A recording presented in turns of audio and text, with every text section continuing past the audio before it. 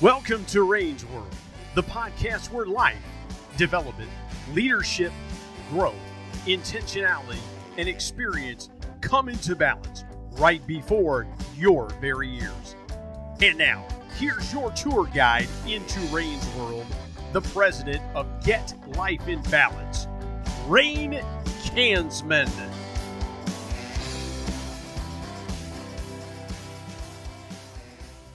All right, welcome back to Rain's World. And today I have Kelli Nottingham joining me. And Kelli is a dynamic and passionate professional. I know that. Training, public speaker, podcaster, business coach, 15 plus years in training coaching across the US, Canada, and the Caribbean.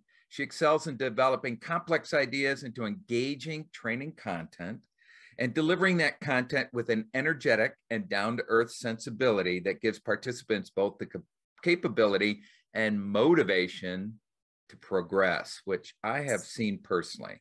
She hosts the Career Speakeasy podcast, and you can see that at www.kellinottingham.com/podcast. Kelli holds a BA from Duke University and an MA from the University of Colorado at Boulder, along with numerous professional certifications, including DDI, True Colors, Change Cycle Management, and the CTACC Coach Certification. You can learn more about Kelli at, once again, www.kelli with an I, Nottingham, like the sheriff, right? .com. Yes. Did I get that right? Yes, you are. Okay. I think I've heard you say that a few times. I have had to say that more than once in my life. All Yes. right. So today we want to talk about team building. And when Kelli's excited about this content, when she did that, we got into a conversation, and we stopped it because I wanted to put it into this interview. So she talked about team building being so confusing. And so let me ask the question, why do you feel team building is so confusing? So I think for a lot of leaders, team building they approach it a lot of the times, and I think this is sort of the idea that we get from the business world, is that it's sort of a one and done event. If it's something that's fun, if it's something that's engaging for people, and they get together and they get to talk and they get to do an escape room or go bowling or something like that, that suddenly everybody's going to enjoy working together more, and the team is going to be more efficient and more productive, and it doesn't happen. And then the leader maybe tries again with a different event, thinking that, well, maybe they just didn't like that event. And so the way I like to think about team building in that respect is that it's kind of like trying to put a Band-Aid on a broken arm. Okay. When you don't really take the time to figure out what is actually going on, what is actually not working the way that you want it to work, and what can we do to address those issues instead of just giving everybody some cake and hoping for the best. Yeah. So I think that's why team building is really confusing. I think a lot of leaders think that it needs to be something that a lot of money is spent on, a lot of time is spent on, and with all the planning, and we have to go somewhere and we have to do this big thing, when true team building is actually something that is done every single day, in every interaction between those team members and every interaction between the team and you as the leader. Yeah, so that makes a lot of sense to me. Fortunate enough to have 42 years in my marriage, and that's work every day. I mean, Yeah. it's not like, okay, we married, we had the vows, now that's all we need to do. Maybe every 5 years, let's figure it. And much like a team, because a team is a real intricate relationship, much like a marriage, only with a bunch of people. So that makes a lot of sense, Kelli. That makes a lot of sense. I like that. I like that analogy, that it's basically the difference between a wedding and a marriage. Yeah. Yeah. It's not just the big event with the cake. It's the everyday fighting over who has to do the dishes again. Right. And the compromising and the discussions and all of that need to come about instead. Yeah. And I think, to your point, I've seen that also. I think a lot of folks, when it comes to a lot of training, are looking for that. Okay, here's the pill. Here's the magic solution. We're going to do this event, right? Maybe laser tag this time, whatever, right? Ooh, yeah, that'll fix everything. Yeah. Magically. That's right. Yeah. Cool. So let me ask the second question. What's the reason you feel team building is so essential to leaders? Well, I think right now, especially, it's really important because so many people have the option of leaving their jobs right now. And we're seeing people actually make the decision to leave employment without even having something else lined up. I mean, they're like, I am tired of being here. I am frustrated. I'm stressed out and I'm gone. If this is not working the way I want it to, I'm gone. And I think that, one of the challenges that we see is that leaders who are trying to sort of put that Band-Aid on top of things and not fixing those issues, honestly, trying to just do those Band-Aid fixes actually makes the problem worse. And Rain, I know you've seen this in your work that you've done too, where, we have people that come to us and say, help, I need team building for my group. And you say, well, what is actually happening with the group? Tell me about what's going on. And they say, well, we just need something fun. I'm like, okay, but what's actually happening? And then you find out that, well, we have a team of 12, 3 people have quit in the past 6 months. We're having a hard time getting people internally transferred in. Other people are coming in late. They're showing all those classic signs of complete disengagement, trying to get out of the job or out of that position or out of that team. And this idea that, like you said, this magic pill that the leader can bring to their staff and say, here, take this, and that it's somehow just going to fix everything, actually can make the situation a lot worse, because people are like, you're not listening to what I'm saying. Like, we're telling you we're frustrated, or we're telling you that something isn't going right, or we're demonstrating that something isn't going right. And the leader is saying, here's some cake. Yeah. It'll be fine. And people are just leaving. And we're continuing to see this with teams that are getting smaller and smaller and smaller. They're having to do a huge amount of work. People are quitting their jobs. They're not coming back into the workforce where they were. They're considering major drastic career changes. And the people that are left are struggling to try to keep up. And if we don't really focus on those root causes that are signaling, when a leader says, I think my team needs some team building, that means you're picking up on something that's not right. Right. So we need to dig in and figure out what is actually going on, that you can take some time and build a strategy around fixing that's going to actually make people want to come to work. It's going to make them want to do the best job that they can, work with the other people around them most effectively. So, I know this is one of those sort of soft kinds of work things that gets passed over when there's no budget, or when people are busy and there's no time to do it. But those are actually the times when it needs to happen the most, because those are those pinch points with the team where you risk losing people. You risk losing, either they just quit working as hard, or they completely leave the organization. So you brought back a memory. I remember having a key executive come up to me and say, yeah, we need team building. And I asked the question of where are you at today, and what's your ideal scenario? Where would you like to be? And, the gap was like this big. And I said, well, you're more than a mummy trust fall away from making that happen. So how much time do you have? Yeah. Because a trust fall right now is not going to be safe for anybody. No. they ain't going to catch you. No. They're not interested in catching you. That's right. I mean, it's one of those things that's like, yeah, it may be fun, but it ain't fixing anything. Yeah. So, you have to figure out how to fix what's going on, instead of, just trying to keep it lighthearted. Because honestly, the lighthearted stuff, that's really the gravy at the end. When the team is already built and things are working like they're supposed to, that's when those celebrations are actually most effective, not at the beginning. No. But it's so easy to ask for those things, or to kind of throw money at the problem thinking that that's going to fix it. Yeah. And I love that too, Kelly, because this scenario, much like you were just alluding to, was that individual. I mean, that individual did not want to look internally. They want, no, it must be the team's problem. Let's do team building and we'll get them back together, rah, rah. Oh, yeah. And it wasn't.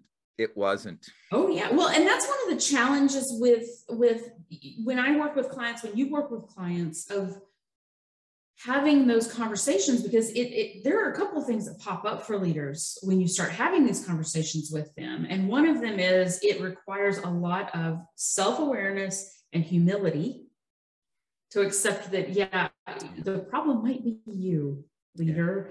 The problem might be your leadership style.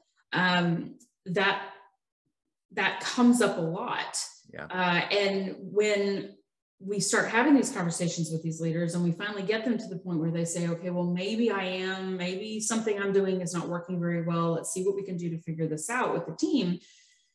Then the next problem comes in that the team may not want to talk to that leader about what's actually going on. And so any efforts and I know you've seen these disastrous sessions, I've seen them myself, having to come in and kind of clean up after these sessions, where the leader's like, okay, everybody, we're going to have a meeting and we're going to sit down and we're going to hash through everything that's going on. And it's just crickets. Nobody says anything. And it's like, well, if you have a not healthy relationship with your team, they're not going to talk to you. So you're going to probably have to get somebody else to come in and help facilitate those conversations, potentially with you not in the room. Leader, to get people to actually open up so that you can start that problem solving process. But, I've seen that happen, and I'm sure you have too, where it's like the leader goes in and tries to solve the problem. Now, I don't know what to do because nobody's talking to me and they won't tell me what's wrong. So how can I fix it if they won't tell me what's wrong? And it's like, if they are afraid that they're going to get written up for disagreeing with you, then of course they're not going to say anything. So it really becomes this sort of two-pronged approach. It's like you have to build that self-awareness as a leader to say, okay, what might I be doing to contribute to this issue? Let me honestly and openly face that. And then start bridging that communication and trust issue with the team. If it's something that has built a wall between you and your team, that they're going to need some help to get over that wall. I like that. I know you've seen those sessions. I know you've seen those. Yes, I have. And you're like, oh dear. Okay, they tried to fix this and it made it worse. Yep. Okay. Nice. So I have one more question for you. Sure. So what is the best place for a new leader to start when building their team? So my recommendation for leaders just starting out to build a team is to really get to know their people and to let their people get to know them. And I don't mean in the, when is your birthday? Because we're going to get you a cake, and are you a cat or a dog person? And what's your favorite vacation spot? Kind of things. It's understanding the interpersonal stuff and some of the business tactical stuff about each person, so that you can start to actually manage the team in that the interpersonal piece, which is really, really important, but also in the practical work side of the piece, which is really important. So I worked for a leader years ago who did this amazing thing. When I first got hired on there, I thought this was just the coolest thing. I sat down to meet with him for our first one-on-one, and he said, I wanted to get to know you a little bit, but I wanted you to know me a little bit better too. And so he shared with me a sheet of paper that he had written out that had his contact information on it, the best times to contact him. We talked about you know, the challenges maybe of trying to get him after hours, like what's the best way to get him after hours, how he liked to approach work, what it meant when his door was open versus what it meant when his door was shut. So basically just like, is it okay for me to drop in? And he wanted to find out from me, like the same kinds of things. And so to me, that is one of those baseline items that you can take on as a leader very early on, whenever you're onboarding anybody new or when you're starting with a new team, to get everybody on the same page. Like, okay, and Rain, you know this about me. I hate answering the phone. I hate picking up the telephone. If somebody wants to get in touch with me, it's best to text me or email me, because chances are if I see a phone call coming through, I'm probably doing something else, or I'm just going to kind of let it go to voicemail and deal with it later. So if I tell somebody that up front, they will be able to communicate more effectively with me. And if they tell me their take on it, I'll be able to communicate more effectively with them. And already we're not going to be rubbing, up against each other all the time, with them constantly trying to call me and me saying, why is this person calling me all the time? They know I don't like to answer the phone. So some of that basic stuff, how you like to communicate, clear expectations on job responsibilities, who is responsible for what, and being super clear with everybody in the room about who's responsible for what, how to deal with conflict when it comes up. What is the expectation of the leader for dealing with conflict? How does the team want to handle conflict? Getting really clear on that. And then understanding the skills that the person has to offer, and understanding the skills that they may want to learn from other people on the team. Because that's one of those pieces that goes into cross-training that is often skipped, is, what actual skills do you have? What do you want to learn? And once you start cross-training people, they feel more empowered in their work. And people don't feel like they're chained to their desk, because they can actually take a vacation because somebody else can cover for them. And that's what it's really all about, is managing both sides of that, the interpersonal stuff and then the work stuff, making sure the work stuff can get done through the team most effectively. And honestly, it's not bells and whistles and cake and laser tag and all of this stuff. I mean, that is literally having open-ended conversations with your team early on, and then continuing to follow up on those conversations on a regular basis. So that would be my advice. I would love to hear what your advice would be to that question as well, Rain.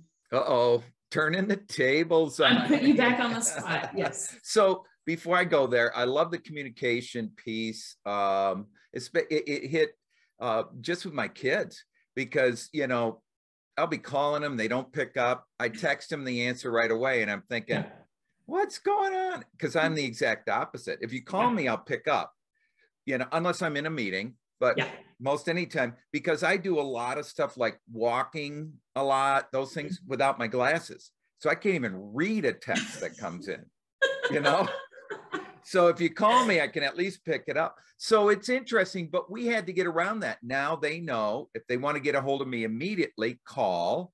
If they want to leave me something to check later, it's a text or email, right? And it's just the opposite for them. So I love that. That's funny. I think that's great. I think another thing that is helpful is to understand, again, the conflict piece is huge, because conflict's such a team building issue. Actually, lack of conflict is such a team building issue. The more elephants that are in the room, the less trust you have, the less commitment you have, and it just falls apart. So I like that. I do remember somebody saying, what's your commitment level to the team? And I said, wow, I guess right now it's at maybe 70-75%, because I'm not real clear on the objectives of the team. I'm not clear about the people I'm teamed up with, those kind of things. And she asked me, the second question was, so what do I need to give you to raise that up to, say, 80-90%? And, you know, one of them's time, you know, to Yeah. build trust with people. But the other is, well, and it started that conversation about, tell me about what your expectations of me. I didn't say, okay, even though it was in my mind, the question, so what could get me fired? Yeah.